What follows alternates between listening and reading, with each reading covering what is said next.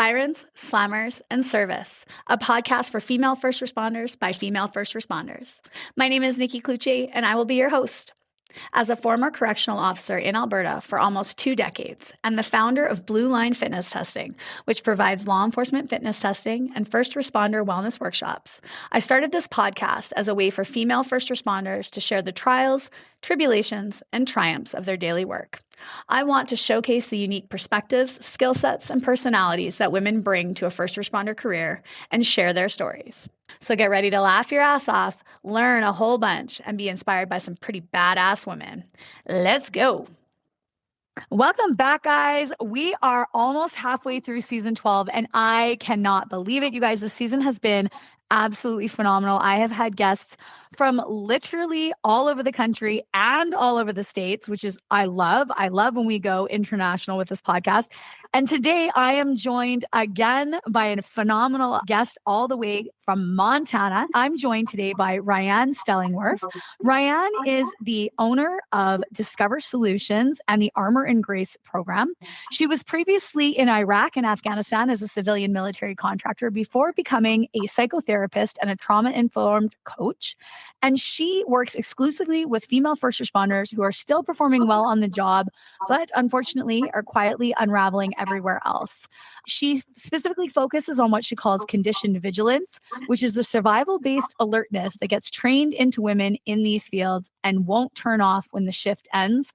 I am so excited about this podcast because not only is it really, truly focused on our female first responders, but we are going to talk about something that I had for sure. And that right before we started recording, we kind of broke down a little bit what happens when you leave the job and how that looks after you've actually left the career. So welcome today, Ryanne. How are you?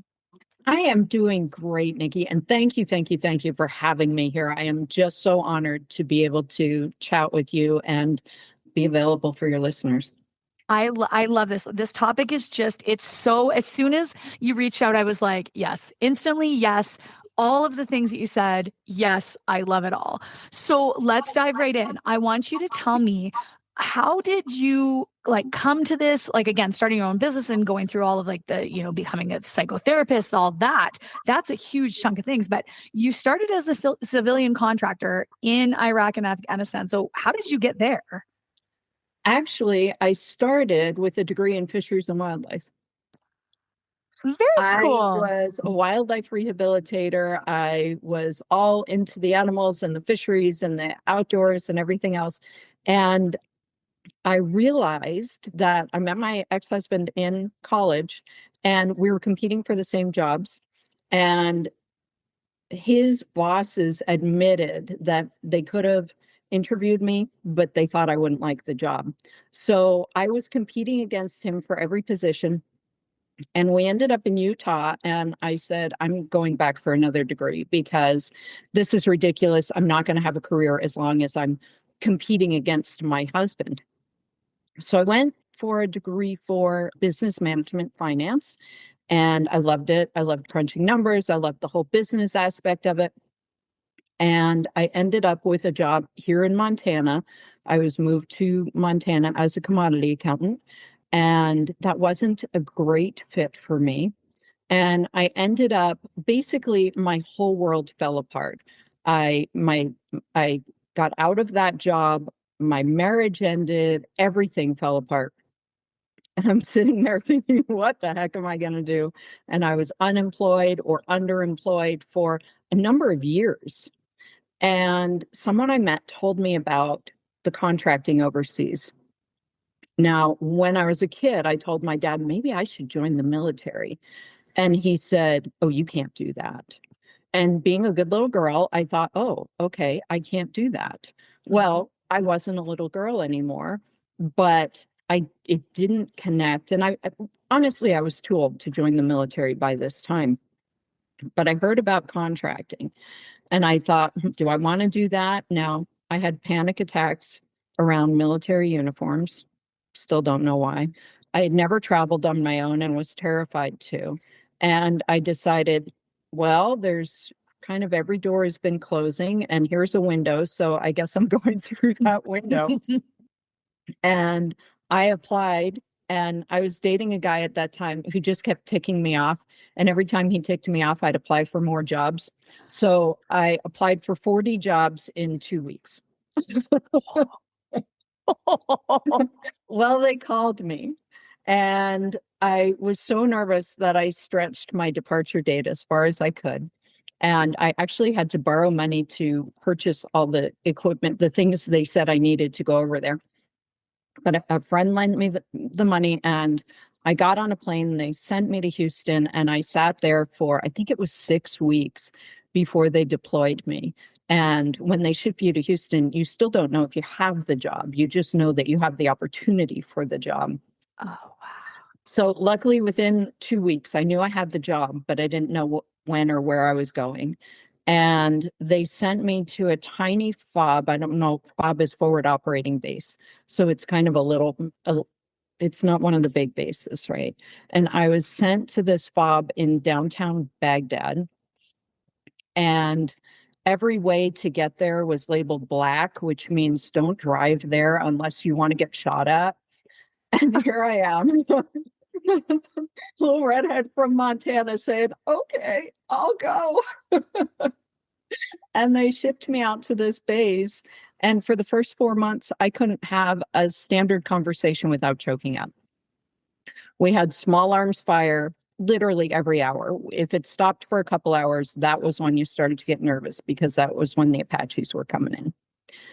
So it was just insane. No flashlights, because if you had a flashlight, they could target you and shoot you. Oh, good to know. We were on a FOB we were living in bombed out buildings. And so we couldn't go beyond the second floor, because then the snipers could see you over the wall.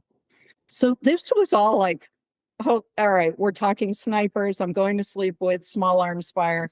I don't have a bed. I do have a cot. I don't have a blanket or a pillow, but I do have my jacket, and I can roll my jeans up under my head for a pillow. And I'm like, what am I doing here? Well, after a few months, I went on an R&R, and when I went back, there was elections going on in Iraq. So it took a really long time to get back to the base, because there were riots and everything else. But I finally get back to the base, and every day that I was delayed, I'm like, thank you, thank you, thank you. I get back to the base, and I started to settle down. And I remember one morning, or actually it was evening, but I was going to breakfast because I was working the night shift. And I'm walking to the chow hall, and all of a sudden I hear something whistle over my head. Well, a rocket had zipped right over my head and actually hit my building and lodged itself over my room and didn't detonate. Well, it was the first time I'd been shot at, like, outside. So I look around, and there's nobody to mimic. And so I thought, well, I guess I'll go to breakfast.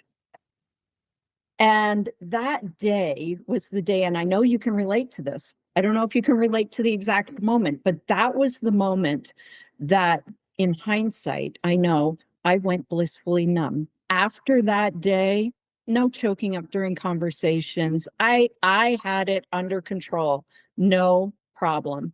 And that was when I knew that I would be able to stay for my full year contract.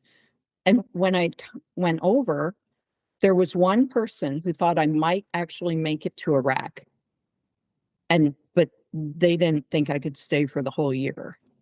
And no one thought I would be successful at this. Everyone thought I'd fail. And 7 years later, I went home. 7 years. That's insane. It was crazy. But it was that moment of going numb, that all of a sudden this was my reality, and it was home, and my coworkers were my family, and I had it down, and it was just beautiful. And that was when life was easier in a war zone than in civilian world.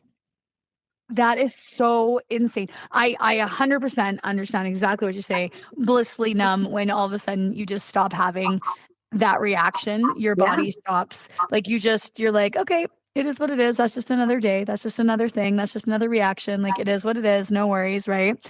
So what was your actual job? Like what were you contracted to do there? I was a secretary at first, Okay.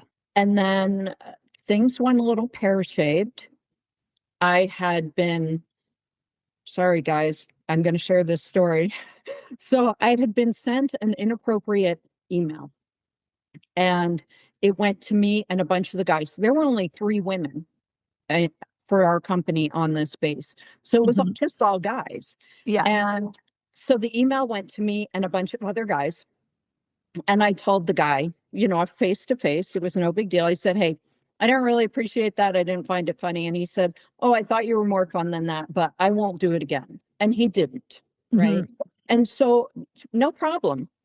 Well, the site supervisor found out that I had received the email, and he decided to file a sexual harassment claim on my behalf. Uh-oh. Yeah, when you're working with a bunch of guys and now all of a sudden you're accusing people of sexual harassment, that's not cool. These guys who are Mhm. supposed to have my back think I just stabbed them in theirs. Yep. 100%. Yeah, not a good look. Nope. So I ended up having the opportunity to transfer, and I took it. So I went from being a secretary to being an accountant. And it took me from Iraq to Afghanistan. I ended up as an accountant in Afghanistan, and that was amazing, just as amazing as Iraq. I spent a couple more years in Afghanistan, and then I ended up going back to Iraq as a manager for a department that just tracked all the paperwork that was generated because it was federally subpoenaed already. So we had to keep track of every piece of paper that was generated and make sure it got back to the states. So when the courts needed it, they had access to it. So I was that person for Southern Iraq who taught people how to do it, checked all their stuff, made sure it was done right, and shipped it and tracked it. So I was the area archive manager. And so this So was all just for like the military base, like paperwork, accounting, like all that stuff. exactly. Okay. Exactly. Yeah. Okay. That's crazy. I did not know that people went to like the war zones to do that. I just assumed that that stuff was like, we'll send that back to you in America and you can do it here. Well, our company did things like feed the military and clean the portalets and all of that infrastructure type stuff. Gotcha. It was Yeah. cheaper to hire civilians to do it than to have military do it. Right. Yes. Oh my gosh. Wow. And so then what was the reason to come home? Was it just like, I know like things had started to scale down from the war. So there was a lot of like soldiers and everybody coming back. But was there like, was that what happened? Or was it just like, okay, I've done 7 years. I've done my time. It's time for me to go home. No, it wasn't. It's time for me to go home. The base I was on, though, was closing. Mm-hmm. And it was the major base in that area. So I decided to go home for a break and then get on another contract. And I did get on another contract, but that contract fell through with the government. It was pending and it fell through. So here I was stuck in this civilian island of insanity, was how it felt to me at that time. Yeah. Well, and to go from like not like jobs aside, war zone aside, just to go from the other side of the world where Mhm. things are very, very, very different from America to Absolutely. coming back to the United States, to coming back to like again, the bounty and the plentiful and the commercialization and like the bigness that is the States, right? Even because like well, I'm Canadian, right? So like even when we go down to the States, we are like holy shit, you guys go big or you go home. Like, right? Like, and I mean, we have half the same things that you do, right? But to go from someplace like Afghanistan, Iraq, like where environment is totally different, weather is totally different, customs, morals, religion is totally different, to coming back to the States, that Right. alone is a big enough of a culture shock. But then add on that you came out of a war zone into relatively peaceful, easy civilization. I'm saying to our listeners, because I can't see me with quotation marks, right? Right. That alone is a huge shift.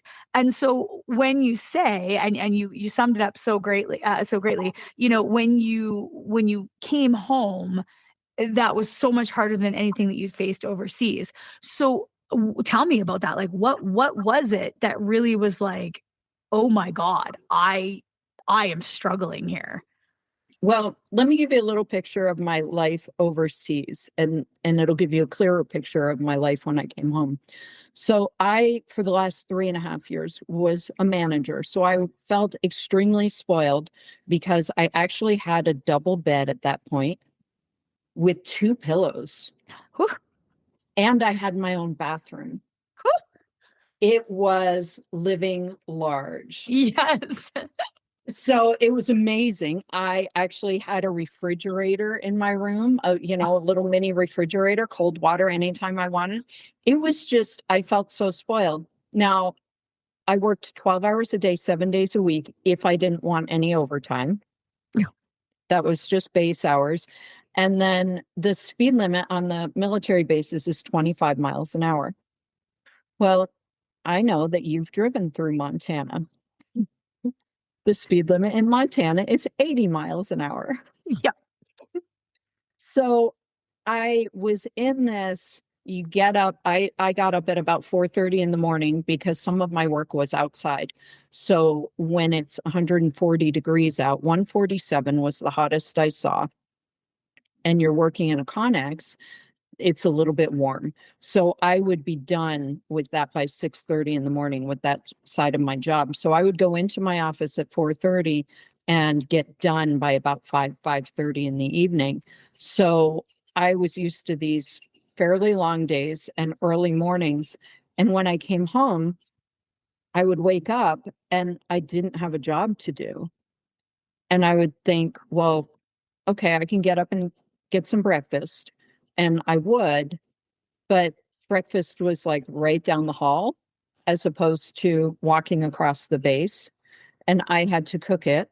And I don't know how many eggs I threw out before I figured out how to cook eggs again and how to make toast. It was a mess. It was not pretty. And then I would look around and I wouldn't know what to do with myself. Mm-hmm.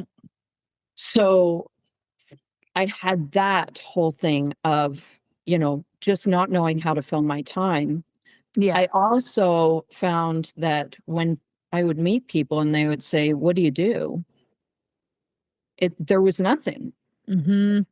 Now, I was getting a degree. I was getting my master's degree at the time, but I was a contractor. I worked on military bases, right? That was my identity. That was like my soul automatically said, I work on military, I support the military. That's what I do. And then there was nothing there. And I didn't know who I was. I knew I was getting my master's degree, but even in that, trying to have conversations with civilians was a total mismatch. I was used to talking about the countries I'd been to, and I was talking to people who, like, they left the county and that's about it. And so it was just absolutely insane. And I felt like a fish out of water. And that was before the fireworks started, literally. Stay with us. We'll be right back. Blue Line Fitness Testing is a premier law enforcement fitness testing and training center based in Edmonton. Specializing in helping individuals prepare for the physical demands of a career in law enforcement, we offer comprehensive fitness evaluations, specialized training programs, and classes tailored to meet the unique needs of our clients. Our facility hosts a range of classes and are committed to fostering a supportive and empowering environment where clients can achieve their fitness goals. Our team includes experienced trainers who bring specialized expertise in law enforcement, self-defense, personal training, and rehabilitation. We engage through our community through challenges, events, and our podcast, and we are dedicated to helping individuals succeed in their fitness journeys and career aspirations in law enforcement. Are you looking to get started with your career? Come see Blue Line Fitness Testing, and we'll get you there. And that is huge because it's the acronyms. We have our own language. We have our own, like, again, and it's different with each agency, but it kind of transfers over, right? Like we all kind of have Absolutely. words for certain things. We all have 10 codes or radio codes, or, like we all kind of, you kind of know when somebody's talking about something. You're like, even if it's, oh, you're from the military, you're from police, you're from fire, you're from ambulance, like we all kind of know what we're talking about.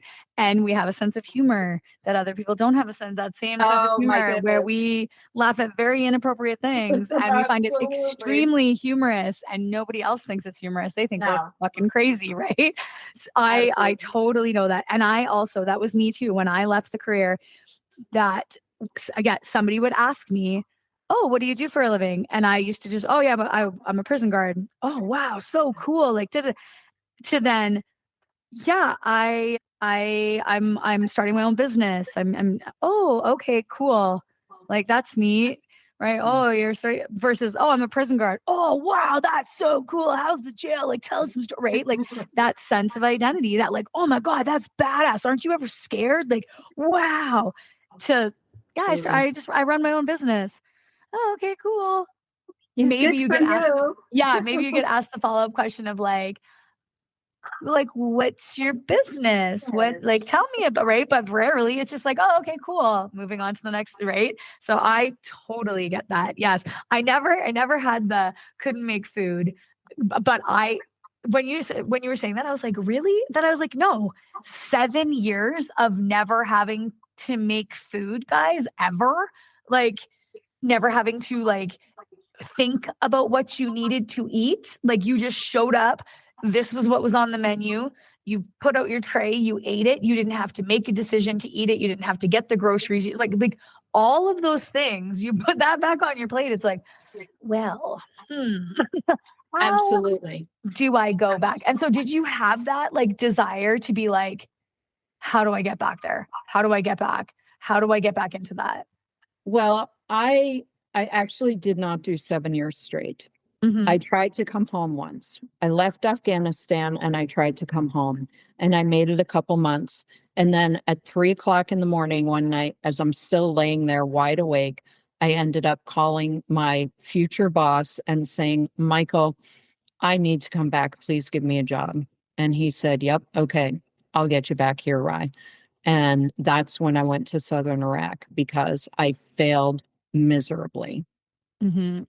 So that was a really nice lesson for me too, because the second time I came home, I literally, about a month before I was coming home, I started a list on my desk.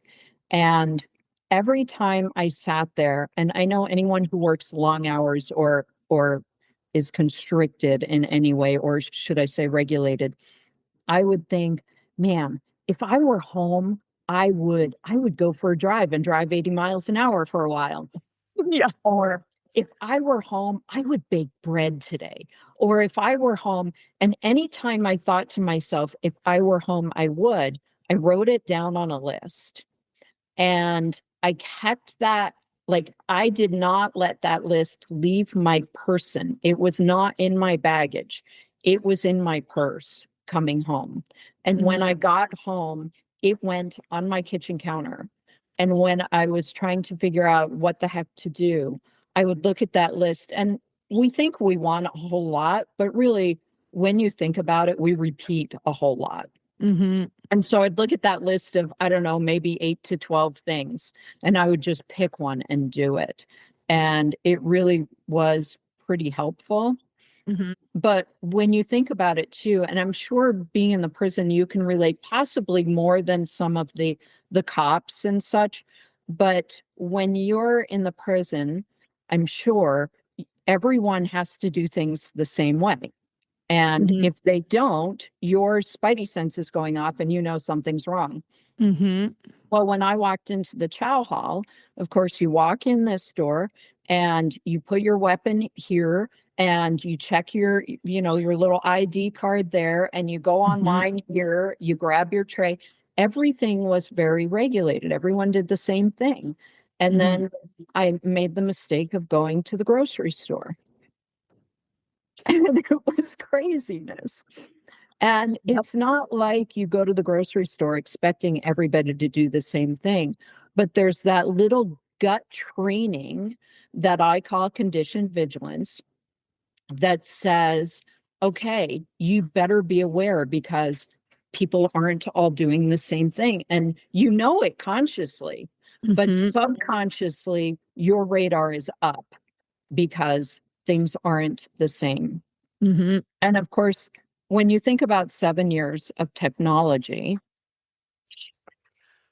I remember breaking down in the grocery store because I didn't know how to pay for my groceries. When I had left, you hand them the debit card or you write a check.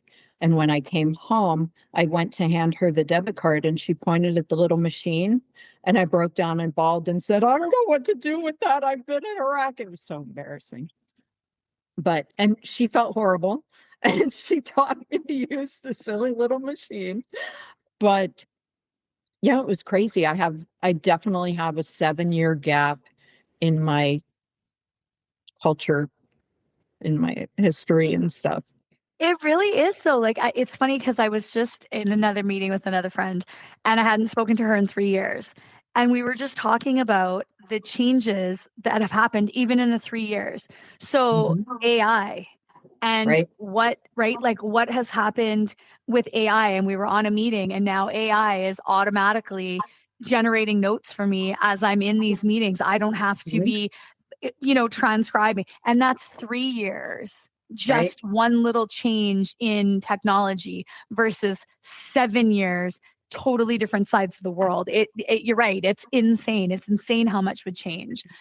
And so when you came back, obviously all of these changes are going on and you're trying to just do your best to navigate. At what point did you say to yourself, you know what, I think that the psychotherapy route is where I'm going to go, and I think I'm going to become a trauma informed, practitioner, and where did that come from? Well, I kind of on the side worked with Black Ops guys when I was over there. And one of them said to me one day, Rye, the government doesn't want us to make it home. If we die over here, it's very easy. If we get home, they don't know what to do with us. And that kind of just hit me. And so when I was in Southern Iraq, I decided to start a master's degree. I thought, you know what? Someone needs to be there when they go home. So I started it there. I finished it at home. I did my internship and everything else. And by the time I was kind of given an option, you can do your private practice or you can keep working for us as a nonprofit and work with kids. And I knew I wanted to work with, military and that sort of thing. So I said, well, this is not a choice. It's a no-brainer. I'm going private practice. So I did, and I expected to work just with military, basically. There's a military base here and everything else. And I thought I'd be working mostly with guys. And through the years, through a very slow progression, I realized that first responders have combat trauma. And it's the same sort of trauma. It's the same mindset. We get along and we speak the same language. Your appointment's at 1500 hours, not 3 p.m. And so, we know what a chow hall is and all of those things. And so everything clicked that way. And after a while, I realized that the women that I worked with, they had a drive that I only saw in these super successful, kick-ass women. And please, I'm not saying anything against the guys. I love the guys I work with on the psychotherapy side, and I admire them and they're amazing. But from a professional standpoint, from a coaching standpoint, I realized that the women, in my opinion, are underserved. And they're underserved by women who get it because you're doing your job. You're being a kick-ass prison guard or a cop or a firefighter. You're not saying, oh, yeah, I want to quit this and be a psychotherapist or a coach, right? Generally speaking. Now, there are some that retire and go on to do similar things, but there aren't enough. And at one point, too, I started assessing the difference between our masculine and feminine mindset. And I know that can be a button pusher for some people sometimes, but when you think about it, that masculine mindset is where we live in our high stress jobs, right? It's the single-minded focus. It's the numbness. It's that I know what I'm doing. I'm on track. I'm on target, and I'm going to kick ass at it. And we're good at it. And we're good at switching between masculine and feminine. But at one point while I was overseas, somebody said to me, you need to embrace your feminine more. And I thought, what the heck does that even mean? It's like, as it was, I literally, because we had a dress code, but nobody could see what I was wearing in my hooch. Sorry, that's my little cubicle room. Nobody could see what I was wearing. I kept a pair of stilettos. I had lingerie. You know, I would dress like a female in my room where nobody could see me. And so what does this person mean? Embrace my feminine. Yeah. Well, she had never been in a combat zone. There's not a whole lot of embracing your feminine on the job. Yeah. But what happens is we end up burning ourselves out because we have to transfer to that feminine to recharge. And for those who were like me, the way I define the feminine now is when we can kind of putter, when we can take a day and go from task to task, and we don't necessarily have to finish one before we move on to the next thing. And I can go out and I can turn the water off on the garden, and then I can go weed just a little bit over here, and then I can go bake something, and then I can go, you know, do laundry or whatever. It's a diverse type of focus instead of an intense type focus, right? And like you were saying, you get off the job and you're still kind of in that intense focus. So how do we switch so we can recharge so that our careers have longevity instead of we're burnt out? And then I get the call that just hurts my heart every time, where I pick up the phone and they say, if I don't get my shit straight, I'm going to lose my freaking career. And it's like, all right, let's fix it. Well, after enough of those calls and enough of working with my superhero first responder women, I realized that I teach the same skills over and over and over and over. And I thought, all right, let's try to teach the skills before the crisis. And Love that. so that's where the Armor and Grace program came in, with teaching these skills that will allow you to have longevity, that help you to switch from on shift to off shift, that help you to go from kick-ass first responder to kick-ass mom, right? We need to be able to do it all. And that's not easy, but it is so possible. And especially so possible for my type of clients who, if you have the drive to become a first responder in, I'm sorry, but it's still a men's world. And if you can manage that, then you can find the way to come down and find that more receptive, more diffuse focus and recharge and be able to do it all. I love that you say that, because that is something I know for myself and all of my friends that were, you know, in the career with me, all the women that I was friends with. We always felt like we were failing. We would have this conversation all the time. We were either failing in our career, or we were failing as a mom, or we were failing as a spouse, or we were failing as a friend, or we were failing as a daughter or a sister or caregiver, you know, like if our parents were, you know, if we had somebody that we were taking care of. We always, I equated it to like juggling balls. You could never keep all the balls in the air at once. You always were dropping one. And then the sensation of guilt that would come with it, of like, oh God, for me, again, one that will stick out in my mind forever. And thank God for the village of women around me. I 100% forgot to go get my kid from school, like literally for hours. 100% totally forgot. Had no clue that I was supposed to go get my kid. The school's calling me. I'm tired. I'm ignoring the phone. You know, and then my friend called and I got my friend's phone number. And I was like, well, I'll answer this phone number because this is my friend. And she's like, you didn't go and get your kid. And I was like, what are you talking about? And then like it dawned on me and I was like, right. And then you get there and your kid is devastated and you forgot. No, I didn't forget you. Yes, I totally forgot you. But oh my God, we're not going to say that I forgot you. Or forgetting that they needed to go somewhere or, missing. And again, just on shift work, the amount of things you missed. You missed the birthday. You missed the anniversary. You missed the graduation. You missed the sports game, right? Like that constant feeling of not being able to do it all. And I think that it's refreshing to hear that yes, there's certain things you still won't be able to do, right? No matter if we get rid of condition vigilance or not, you're not going to be able to make all the birthday parties. You're not going to be able, like, that is just reality of the career, of the things that we do. But that sensation of I am not able to recharge when I am at home. I am not able to be fully present for my family so that when I am able to make the birthday party, the sports game, the Christmas, whatever it is, that I can actually sit and be present and be relaxed and be fully able to focus and concentrate on what's in front of me, not to be thinking head on a swivel, what's going on? What else do I need to be watching for? What else is happening? Who's coming through the door?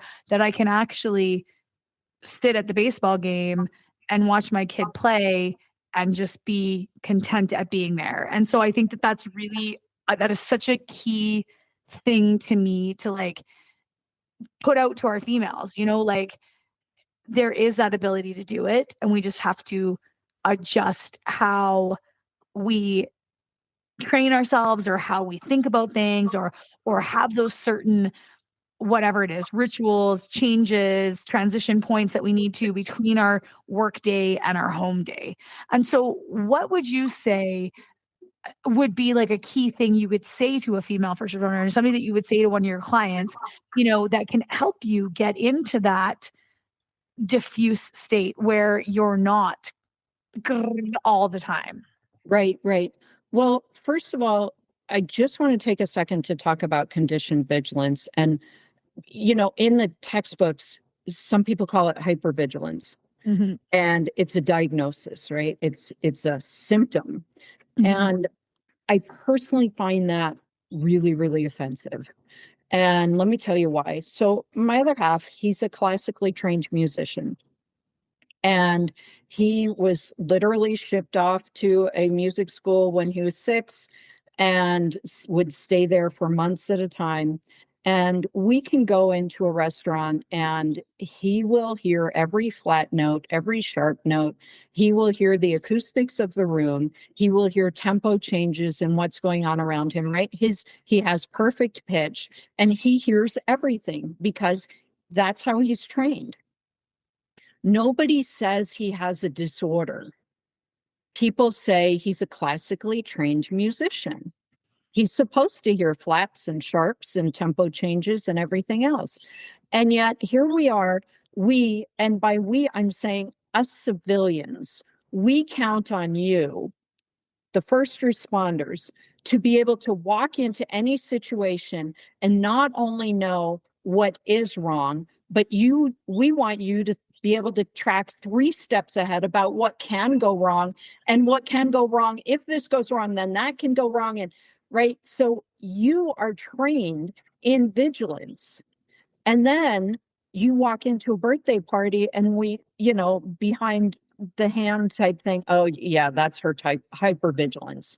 Well, that's her classically trained musicianal skill. You are Olympians at being able to read a situation. And I think as soon as we start to respect that as a skill instead of a symptom, and we start saying, okay, here's your skill. Now, how do we turn it down a little bit when you want to? How do we give you the volume knob so that you can be comfortable? Mm-hmm. That's where we go with that, is respecting it as a skill, not a symptom, and then starting to teach things to control the volume on it. I love ritual. Humans have used rituals since the dawn of time, it seems. I have a cop that I worked with, and she would take her patrol car home, and sometimes she was on call and sometimes she wasn't. But by the time I started working with her, she felt like she was always on call. And so the very first thing we did was have her park her patrol car in one direction if she was on call and the other direction if she wasn't. And there were other steps in the ritual, right? Taking her uniform off in a certain way every time, putting it in the washer, or whatever her next step was, right? Putting earrings on for her is another trigger of, I'm not on duty now.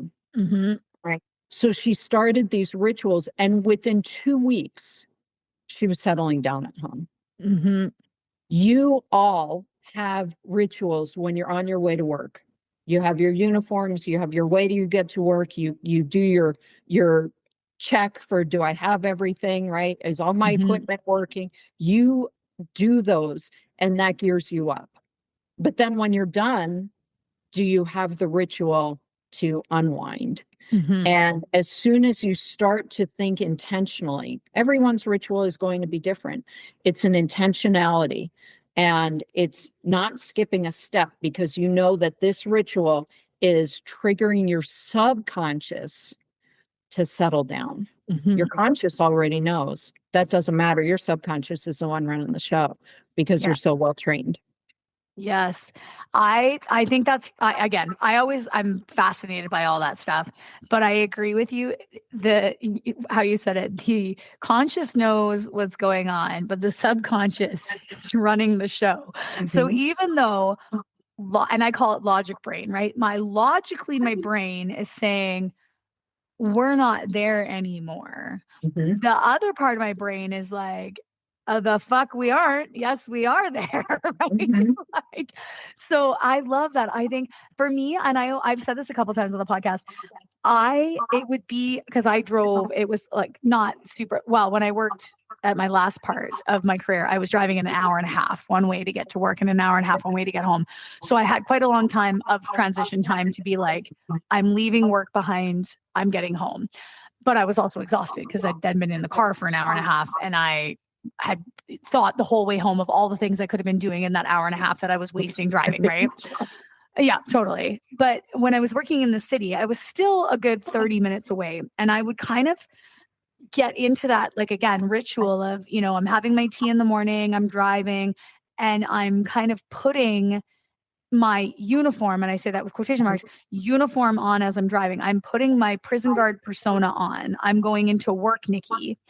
So that when I get to work, I'm already at work, Nikki. I am already, Kate, my attitude, my actions, my language, I'm work, Nikki. It's go time. I'm rolling up. We're ready to go. Absolutely. And then as I was leaving work, same thing, that kind of like get in the car, take the uniform off in quotation marks, try to reset myself back to leave work, Nikki, at work. And now we're coming home. And so now we need to be mom, Nikki, or we need to be friend, Nikki, or we need to be daughter, Nikki, or we need to be whoever, right? Wife, Nikki. But I found that the longer I was in my career, the harder and harder and harder it was to take that uniform off at the end of the day and leave it at work. And I also found the more I moved up in my career, the more responsibility I got, the more invested I was, obviously, in my career and in my staff. And I was a manager, and you're taking home way more. When I was working as a frontline staff, I'd go to work, it'd be a shit show of a day, right? Gong show, idiots, codes, stupid things going on, right? But I could kind of leave and be like, well, see you later, freaking gong show. See you later, circus. Like, bye. I'm not bringing that home with me because none of that stuff is happening outside of the jail, right? Nobody's trying to kill themselves. Nobody's trying to attack me. I can leave that at the jail. But as I moved into management, and now I was dealing with staff more than I was dealing with inmates. And I was bringing those problems home. I know that my staff is going through a really shitty divorce right now. And I'm thinking about them when I'm at home, because I'm like, are they going to be able to come to work tomorrow? Am I going to have to, am I going to be short on my shift tomorrow? Do I need to get somebody for overtime to cover them?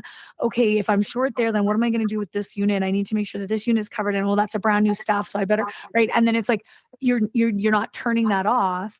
you're just keeping it going. It's just a different version of that conditioned vigilance, right? And so I really, I find it just, fascinating to have those rituals of how you shut that down and that you're able to kind of become that other person, that non-work person again, and to, again, regulate that nervous system, to bring yourself down. Because when I would come through the door and I couldn't turn it off, I'd come through the door and I'm barking at my kids like they're staff or like they're inmates, or, I'm giving orders. I'm not asking, I'm telling, and you had better obey immediately. Because at work, whether you were a staff or an inmate, if I gave you an order as your commanding officer, you had better follow it. And if you didn't follow it, there would be hell to pay, right? And so then you come home and that's how you're speaking to people, and that's because you're not turning that off. So yeah, I find that very interesting. And the subconscious dialogue is, if they don't respond immediately, somebody could die. Yes. So when you get home and you ask, and that's in quotes, right, your kids to do something, if they don't do it, somebody could die. And we know the logic side of your brain knows better, but it doesn't matter. The subconscious is running the show. And when you think about it, how many hours of training did you have on the job? Every year there's more and more. I know I have to do continuing education every year. And so you're reinforcing the someone could die persona in you. But then how many hours of training do you really have at baking cookies every year? That's left by the wayside. Nobody cares. Nobody's training you. Nobody's reinforcing, oh, wow, those chocolate chip cookies were outstanding. But if you tweak this just a little bit, they're going to be even better. Nobody cares about your chocolate chip cookies, but they do care if somebody died that day. Do you find, and this might be a controversial question because it goes into female versus male and like perceived value of the work that we do outside of our paid employment. Do you feel like part of that comes for females specifically because there isn't perceived value in being a good homemaker or baking the best chocolate chip cookies or, making the best suppers or having the most clean house? Like, do you think that there's actually something behind that? I don't think that there's no perceived value, but I think as a female, and this, again, might be a little dicey here, and I apologize. I'm not meaning to offend anyone, but I do tend to offend people.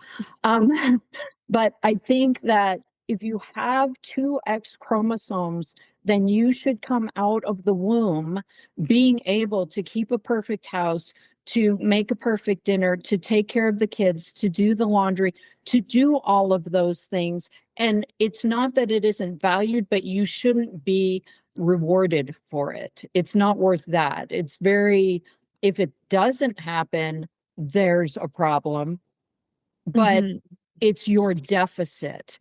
It's not that you're exceptional if you do it all perfectly. It's only that it's your deficit if you don't.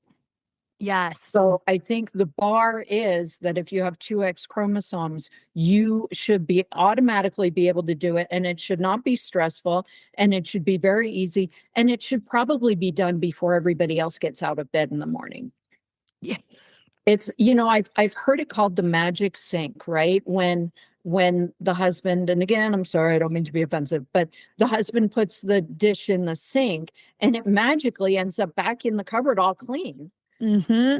There's no work to it. All you have to do is get it to the sink, and then it's taken care of. So it's the magic house and the magic sink and the magic laundry. Yes. It's only a problem if it's not done, and it's not something to be commended or rewarded if it is. Yes. So just don't sleep at night and everything will be fine. Well, and that's what I'm kind of like, like leading into is because we you're saying like, we're trained to be vigilant here and to be on and, like trained and always somebody's going to die unless we're doing this. And we're not trained to do this. We're just expected to do it. Absolutely. And so then that, as that female that's coming home, I don't want to fucking do that when I come home, right? Like, I don't want to make the fucking chocolate chip cookies. I want to come home to the chocolate chip cookies that somebody else has made me, right? Like, where's my chow hall? Yes. So, Absolutely. yeah. Okay. So then how do we, I mean, and maybe this might be way beyond our scope of practice. How do we fix that? Honestly, and this is going to sound horrible, but don't do it. Yeah. For a month. Mm-hmm. For 1 month, don't clean, don't do laundry, don't cook. Do the equivalent maybe of what the other people in the household do. And when they start to complain, say, yeah, there are a lot of things to be done to keep this household running. And by the way, you work full time and I work full time and the kids go to school full time, right? I mean, the kids need to be kids too.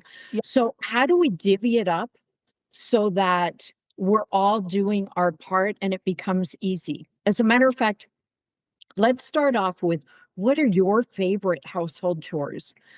And what are and I'll take my favorites and you take your favorites, and then we'll see what's left and negotiate for what's left.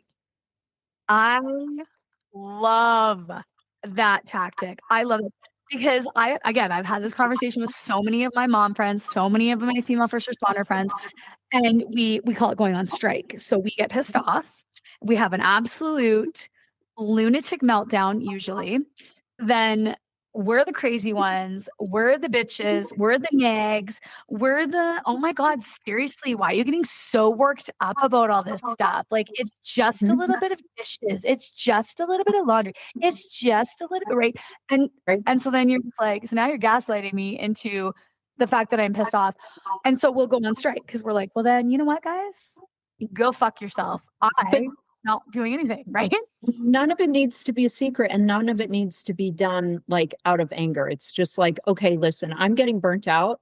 So what I'm going to do is I'm going to stop doing the homemaking. I'm just going to stick to my one job just for a month so that it's clear what needs to be done.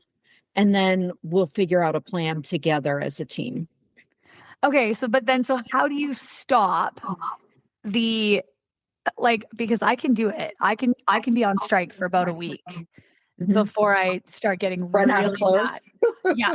And then, well, no, because I will do my own clothes. Like, I'll go on strike. I'm like, I'm not doing anybody else in this house laundry. I will take my specific laundry. Once I get enough to make a load, I will do my own laundry, wash, dry, fold, put away like I normally would, except now I don't have 5 other baskets to do. I will wash I go petty. I go petty. If I'm eating supper, I'm washing my plate, my fork, my knife separately, putting them away. Go fuck yourself, everybody in my house, when I'm on strike. But eventually I get to the point where I cannot handle all of the shit in my house. I can't handle the dishes in the sink. I can't handle the pile of laundry. I can't handle. And so how do we last? How do we hold out for a whole month? What is the strategy behind that? You might have a conversation that weekend and say, have you looked around?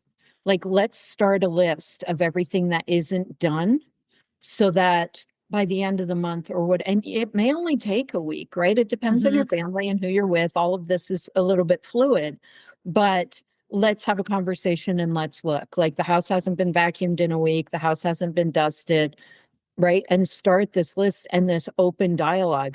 And a question for you, I'm curious, how many people are in your household? I have 5. So there's my husband and me and my 3 daughters. Yeah. Okay. And how many dishes do you have? Oh, I don't know. I'd have to count. More than 5. Yes. Yeah. Get rid of the other ones. everybody has one dish, everybody has one glass, everybody has one, right? And they're all different colors. Like you get a set where you're blue and you're green and you're red and if the red dish is yours and it's dirty, well, I guess you better wash it. Right? We tend to get more because they're all dirty and we don't have any, so we need more. Get less. And then all of a sudden, everybody has to do their one cup and their one.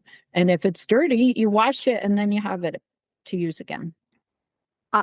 Brilliant. I know that's a Brilliant. little radical, but it's a thing. Right? It's brilliant. It's brilliant. I love it. I mean, I totally strayed from our original conversation, but for all my female listeners out there, if you're struggling with this, guys, here are some actual tangible strategies to put into place so you aren't feeling overwhelmed. And so that when you do get home and you want that time to yourself and you want to turn work off, you don't come home and then immediately start your second job where you're also feeling overwhelmed and you're feeling like you're constantly doing something and you're constantly on and you're constantly the one that everybody has to come to, that knows everything, that has the family calendar. Because I think that's another form of that conditioned vigilance. Absolutely. I have to be the one that knows everybody's schedule. I'm the one that everybody comes, Mom, where's this? Mom, where's this? Mom, where's that? Mom, where do you get this? Mom, you live in this house too. The plates are in the same cupboard they've been in since we've lived in this house. They're still there, guys. They're still there, right? So, yes. I love the new reminder apps. And I happen to have an Apple phone and I use the Apple Reminder app. But I have a section in there where I can add something in and my other half gets it. Yeah. And so it tells him when the holidays are, and it gives him a reminder a week beforehand, and it tells him when we're going places, and it gives him a reminder a day beforehand. And I can, if he's in town and I'm not, I can add things to the shopping list and I can say, hey, babe, could you stop at the grocery store? The list is on your phone, and he can pick it up. So, and I mean, I use it maybe to excess. I literally have it tell me when to change my toothbrush head. Right. Love it. So Love everything is on there. The monthly maintenance things, the every 6 months maintenance things.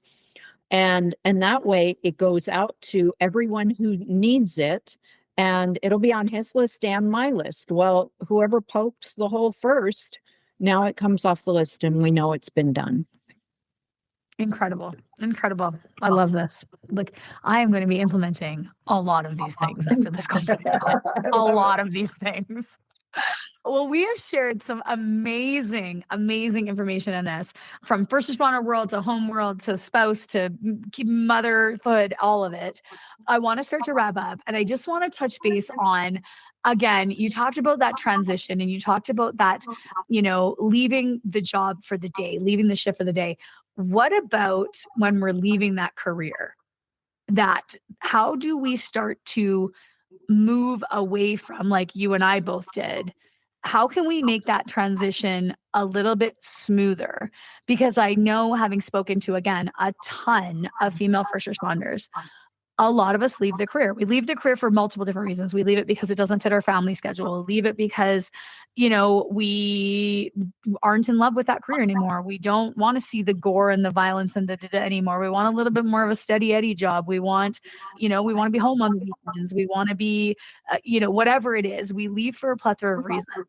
But I know, having spoken to every single first responder, first responder in general, that leave, it's a tough transition. And Absolutely. A lot of times we think to ourselves, oh, did I make the right choice? Like, I wish I could go back. I should just go back. It'd be easier if I went back. I knew what I'm doing. So what can we do for that? I love that you asked this question, because I believe that you start your new identity before you leave your old one. And I know before you started recording, I told you that I was out planting lavender plants. And I just started a lavender farm 2 years ago because I don't want to retire, but I want to be able to retire. And in knowing that I want to be able to retire means a few things, right? I need to be financially able and prepared, but I also need to be identity able and prepared. So having my lavender farm, if I stepped away from this, I still have an identity. I have my lavender farm and my homestead. So start your new identity before you leave your old identity, whether your new identity is being an author of a book on all of your experiences, and get into that. Like, start researching, well, if I'm an author, am I going to go on book tours, and how am I going to do this, so that you have that framework? How many hours a day am I going to devote to my new identity? What kind of a schedule do I want? I love my clientele because they actually go on vacations in the summer, and I'm not looking for new clients. They're just canceling, and that gives me more time to enjoy my summer. In the winter, they're all working their butts off, and we have regular appointments. So I'm working when it's cold and dark, and I have more flexibility when it's not. So start your new identity, start your lists, and write them down. Don't just think about them, have them somewhere, because when you wake up one morning and you're like, shit, I don't know who I am, I don't know why I should get out of bed this morning, you're not going to be able to think about all those reasons you thought about when everything was happy and you were still looking forward to it. Your brain is going to shut down. It's going to totally betray you. Go to your cheat sheets. So I have a number of exercises I have people do just so they have lists, and I demand at least 100 on their different lists. So it's not for sissies, but once you have more than 100 things listed in your different capacities, there's always something that's going to fit the moment. Right?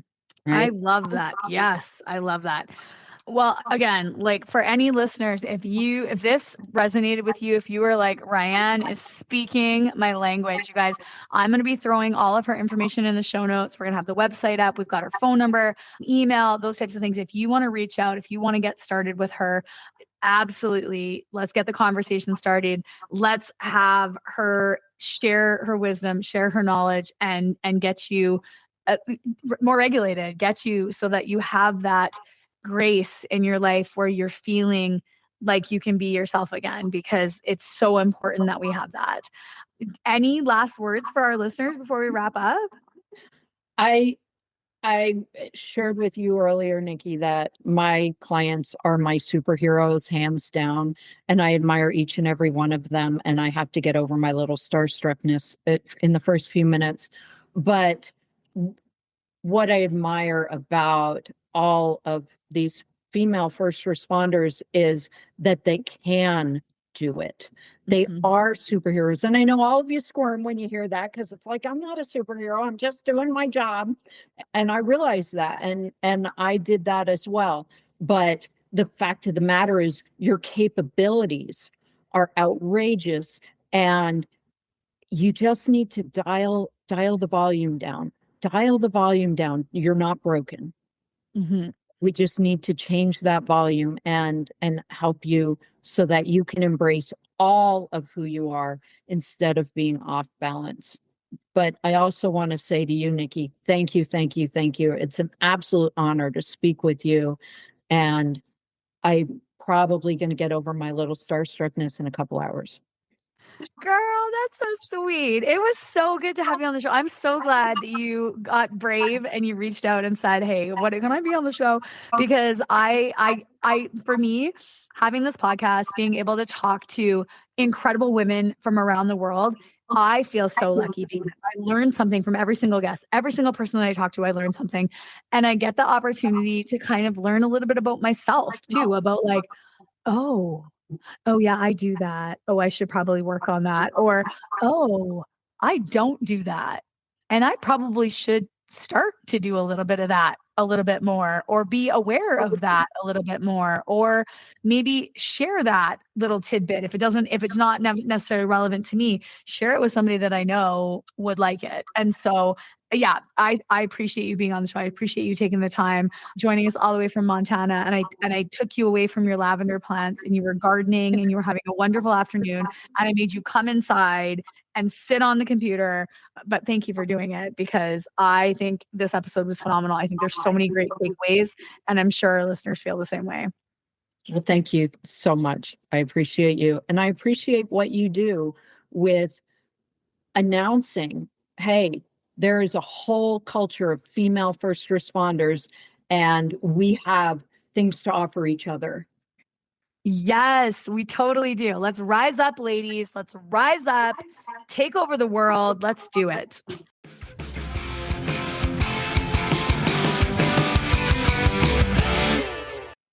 Well, that's it for today, folks. Thanks so much for tuning in, listening, giving me your time, your energy, and your attention. I completely appreciate it. Make sure you check out our next episode with another badass female first responder anywhere you get your favorite podcasts. And follow us on Instagram and Facebook at bluelinefitnesstesting.com. I hope you stay safe, keep your head on a swivel, and watch your six.